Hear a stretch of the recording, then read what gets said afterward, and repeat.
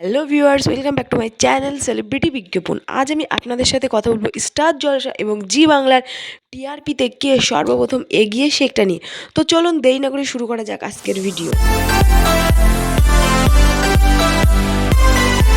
পরিণীতা অতীত খেলা ঘুরিয়ে বেঙ্গল টপার জি বাংলার দুই মেঘা।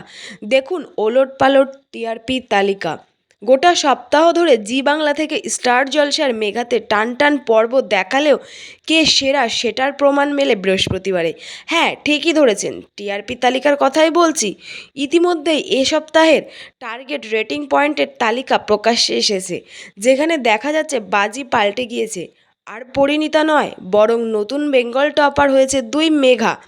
বিগত প্রায় 2 মাস যাবৎ সেরার সিংহাসনটা একাই দখলে রেখেছিলেন পরিণীতা, তবে এবার শেষমেশ তাকে টেক্কা দিল পুরনো মেঘায়। একটি নয়, বরং এক সপ্তাহে 2টি ধারাবাহিক ছিনিয়ে নিয়েছে বেঙ্গল টপারের তকমা। জগদ্ধাত্রী ও ফুলকি দুজনেই 7 পয়েন্ট সহ হয়ে গিয়েছে সেটাই সেরা। তাহলে কোথায় গেল পরিণীতা? আসলে একটুর জন্য সেরার স্থান হারিয়েছে পারুল। এ সপ্তাহে 6.9 পয়েন্ট সহ দ্বিতীয় স্থানে রয়েছে পরিণীতা।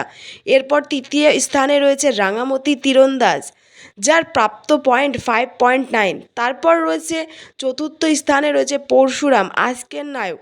আর পঞ্চম স্থানে রয়েছে দুই মেঘা, চিরদিনই তুমি যে আমার ও গীতা এলএলবি। দুজনেরই 5.5 পয়েন্ট রয়েছে। চলুন এবার সেরা 10-এর তালিকা দেখে নেওয়া যাক। জগদ্ধাত্রী, পরিণীতা, রাঙামতির তীরন্দাজ, পরশুরাম, আজকের নায়ক, চিরদিনই তুমি যে আমার, গীতা এলএলবি ছাড়াও রয়েছে কথা, গৃহপ্রবেশ, চিরসখা, কোন গোপনে মন ভেসেছে, মিত্তির বাড়ি, 1 ঘন্টার মহাপর্ব ছিল, অনুরাগের ছোঁয়া, রোশনাই, দুর্গামণি ও বাগমামা। আর তুই আমার হিরো নতুন হলেও কিন্তু খুব ভালো পারফরমেন্স আসছে না এই সিরিয়ালের।